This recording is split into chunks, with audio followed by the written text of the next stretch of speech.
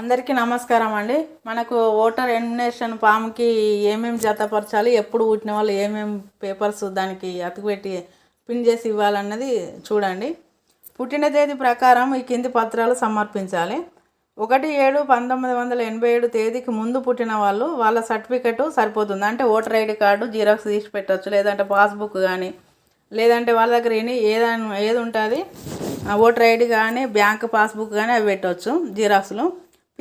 పింఛన్లు వచ్చేది కూడా పేపర్స్ జిరాక్స్ తీసి ఈ పేపర్కి అతుకుపెట్టి వెనకాల పెట్టవచ్చు.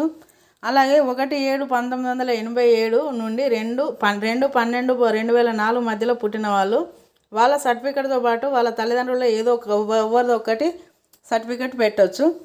వాళ్ళు ఒకవేళ చదువుకున్న వాళ్ళు అయితే వాళ్ళ మమ్మీ వాళ్ళ 10th పేపర్ జిరాక్స్ కూడా పెట్టవచ్చు. 10th మెమోది వాళ్ళది ఎవరిదాన్ని ఒకటే. వాళ్ళకి పుట్టిన వాళ్ళకి 87 నుండి 2004 మధ్యలో పుట్టిన వాళ్ళకి ఒకటే సర్టిఫికేట్, తల్లిదా తండ్రిదా కంపల్సరీ పెట్టాలి ఐడి ప్రూఫ్.